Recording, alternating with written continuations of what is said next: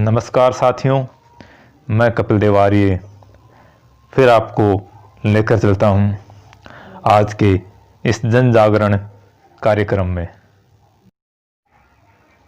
जो पिछले एक हफ्ते से एडवोकेट बजरंग लाल जी के नेतृत्व में गांव-गांव, ढाणी-ढाणी, कस्बा-कस्बा घूमकर लोगों को इन 3 काले कानूनों के बारे में समझा रहे हैं और देशव्यापी इस आंदोलन में लोगों से जुड़ने के लिए अपील कर रहे हैं।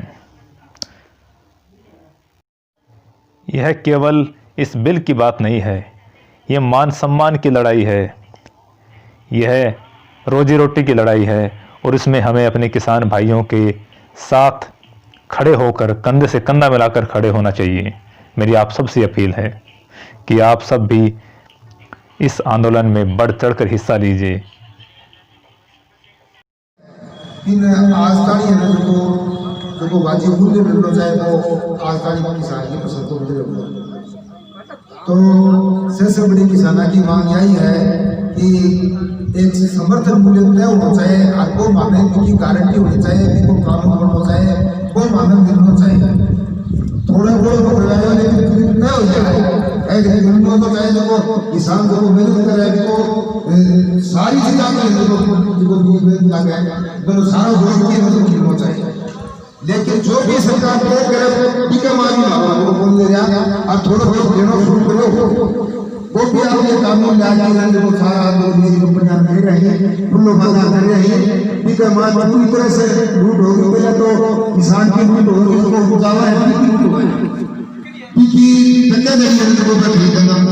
और पाचा एक कानून और बना दिया कि जगह पूंजीपति बड़ा घराना है तो भी स्टॉक रख सके, जब दाल होना चाहे और खाने की चीजें होना चाहिए। अब पर सामान से खरीद लेंगे जना किसानों से सना नुकसान और बिगड़ बात के माध्यम से सरकार की है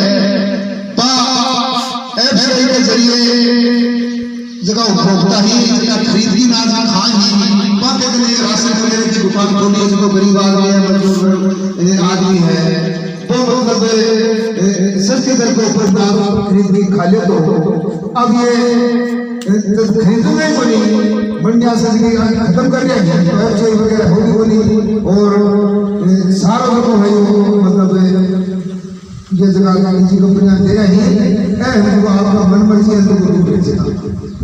तो ये बहुत बड़ा खतरा है। अगर ये काला कानून इतना वापस अगर नहीं होया तो यह खेती किसानी है, मजबूर है, किसान वर्गों को मजबूर मतलब सागर मरेगा मतलब गाड़ी इससे बहुत ज्यादा इफेक्टिव होगी, क्योंकि आज जो हम ले रहे हैं ना 2 रुपए 3 रुपए के चीज, इस सरकार ने ऐसा बंदोबस्त कर दिया है कि आने वाले 4-5 साल बाद में ये खत्म हो जाएगा और ये पूंजीपति अपने हिसाब से बेचेंगे। इनका सीधा सा कल प्रधानमंत्री जी का सुना होगा किसानों का एड्रेस, उनमें उन्होंने क्लियरली कर दिया है कि उनके बस की बात नहीं है, उनका गला ऑलरेडी पूंजीपतियों ने दबा रखा है और इतनी आसानी से काले कानून वापस नहीं लेंगे। इसके लिए हमें आहुति तक देनी पड़ सकती है।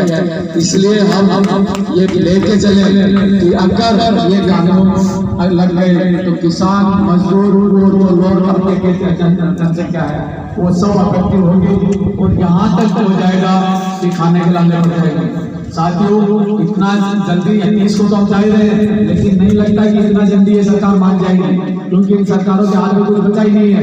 ये सरकार क्या ऑलरेडी गला पकड़ा हुआ है, तो गला वो छोड़ेंगे तब वो मानेंगे, तो इतनी आसानी से वो गला भी नहीं छोड़ेंगे, क्योंकि उन्होंने कई अरबों रुपए सरकार के आदान प्रदान हो चुके हैं। तो कोई भी अगर 100 रुपए किसी को दे देता हो इतनी आसानी से उसको छोड़ता नहीं।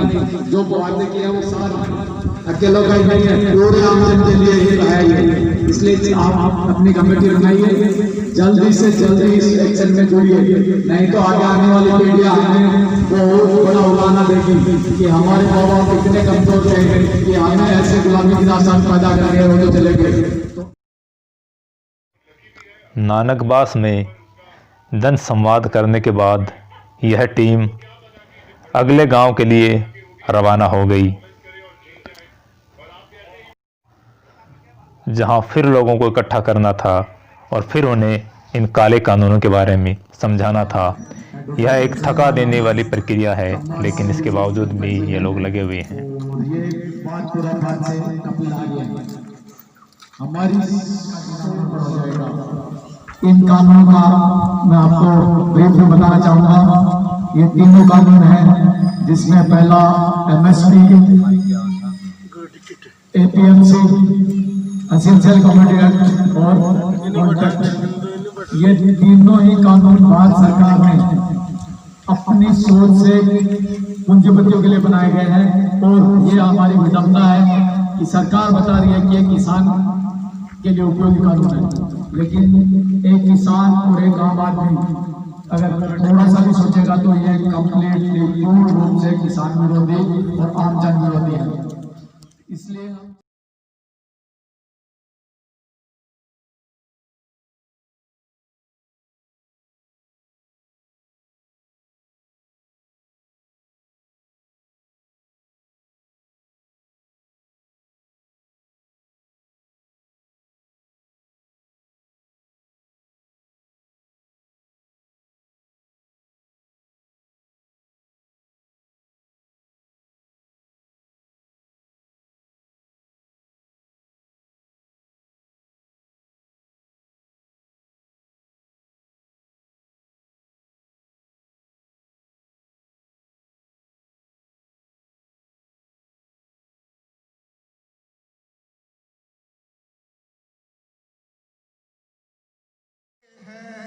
लोग मेरे गांव के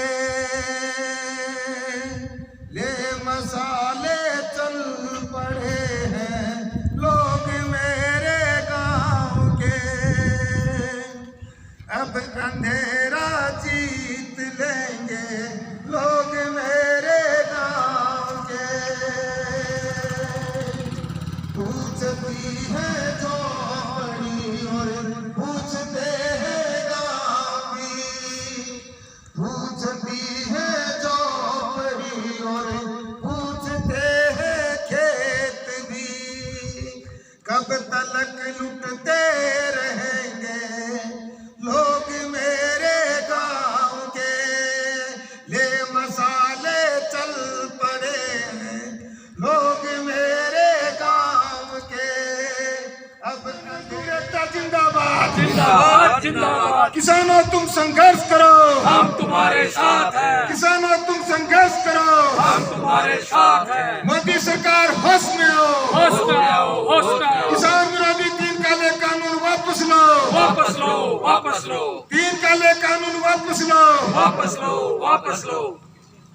तो बुजुर्गों, गांव ग्रामीणों, हम आपसे जो किसान आंदोलन चल रहा है, पंजाब और हरियाणा के किसानों ने इस देश के किसानों को एक रास्ता दिखाया है। और वहाँ करीब 1 महीने से भी अधिक समय हो गया। वहाँ बूढ़े बच्चे, माताएं और बहनें वहाँ जिंदगी और मौत की लड़ाई लड़ रहे हैं। और इस झुंझुनू जिले से भी हमारे बहुत सारे साथी रोज गांव से इकट्ठे होकर के और गांव में अपनी ग्राम किसान कमेटियां बना करके गठन करके और अपने साधन तैयार करके और जिनके पास जाने के लिए समय है और वो ये कहते हैं कि हम 2 दिन 4 दिन बाद जाना चाहते हैं, वो इकट्ठे होकर के अपनी कमेटी बना करके और तैयार होकर के रोज जा रहे हैं। हमें यहाँ किसान आंदोलन के समर्थन में कई दिनों से जिला कलेक्टर झुंझुनू के सामने करीब 14-15 दिन से लगातार अनिश्चितकालीन धरना चल रहा है।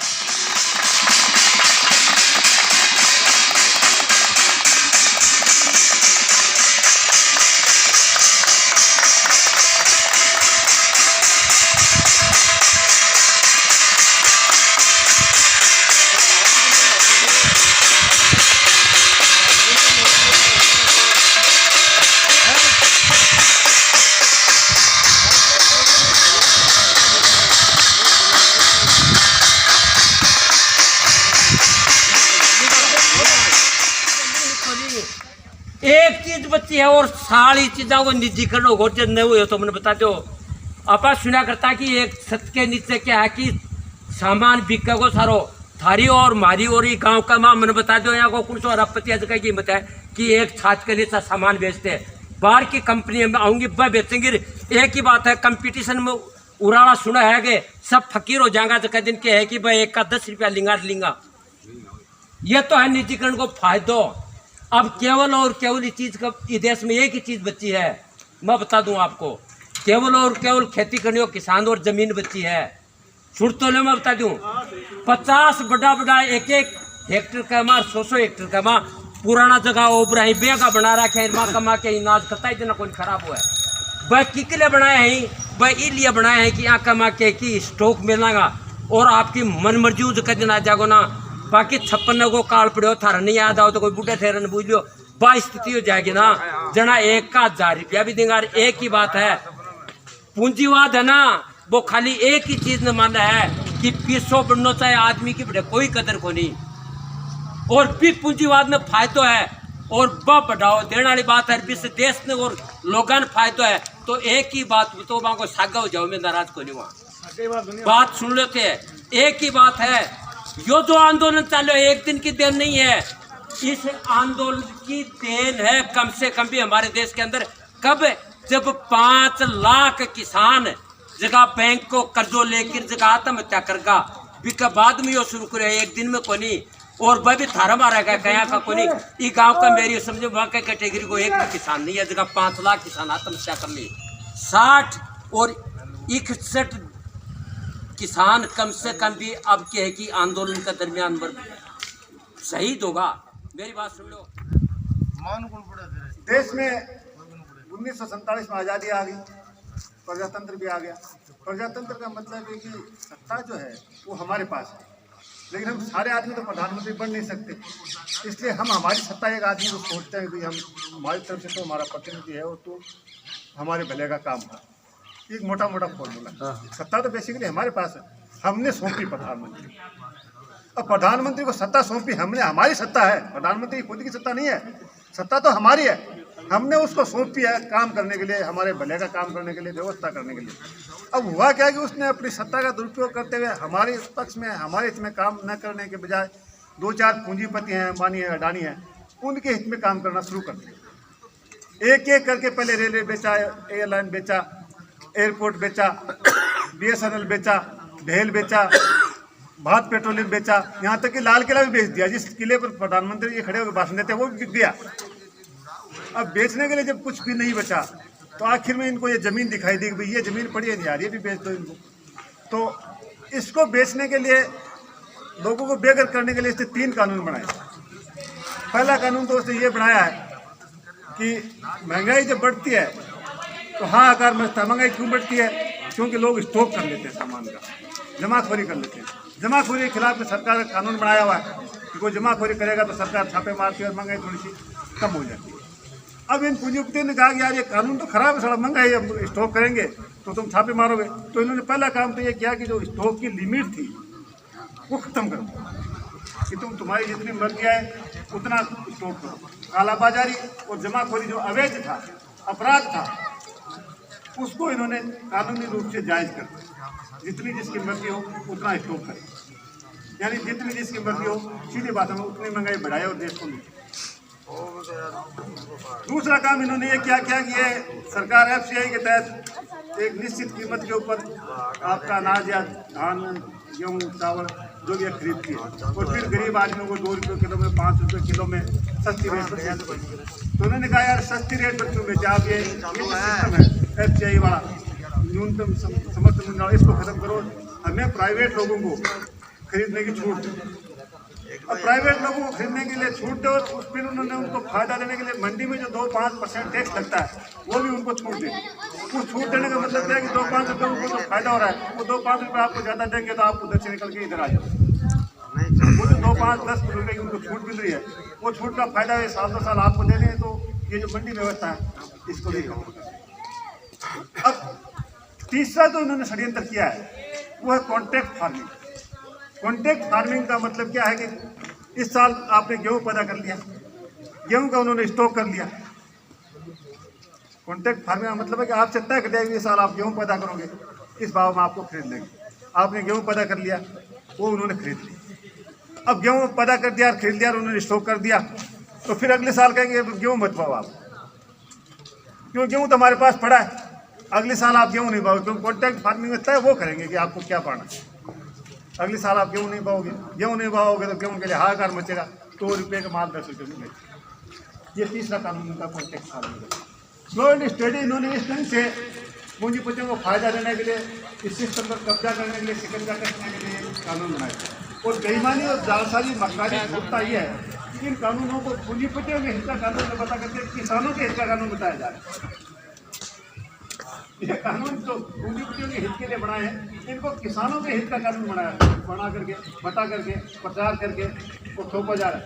और पास किस ढंग से वो भी आपने देखा होगा कि लोकसभा में तो इतना बहुमत था, लेकिन राज्यसभा में बहुमत नहीं था। उसके बावजूद हो गया गुंडागर्दी से उन्होंने इसको पास कर दिया। बस कानूनी तरीका ये है कि एक भी आदमी राज्यसभा का तो ये मांग करता है कि वोटिंग करवाई जाए तो वोटिंग करवाएगा, कानूनी प्रावधान है, वैधानिक प्रावधान है। मैं हबीब जालिब साहब की एक कविता की एक रचना है, उनका कुछ बंद सुनाऊंगा। दीप जिसका महल्ला ही में जले, चंद लोगों की खुशियों को लेकर चले, वो जो साए में हर मसलहत के पले, वो जो साए में हर मसलहत के पले, ऐसे दस्तूर को सुबह बेनूर को मैं नहीं मानता, मैं नहीं जानता। ऐसे दस्तूर को सुबह बेनूर को मैं नहीं जानता, मैं नहीं मानता। तुमने सदियों से लूटा हमारा लहू, अब न हम पर चलेगा तुम्हारा फुसूं। चार अगर दर्द मंदों के बनते हो क्यों, चार अगर दर्द मंदों के बनते हो क्यों, तुम नहीं चार अगर कोई माने मगर, मैं नहीं मानता, मैं नहीं जानता। ऐसे दस्तूर को सुबह बेनूर को मैं नहीं जानता, मैं नहीं मानता। दीप जिसका महल्ला ही में जले, चंद लोगों की खुशियों को लेकर चले, वो जो साए में हर मसलहत के पले, ऐसे दस्तूर को सुबह बेनूर को मैं नहीं जानता, मैं नहीं मानता।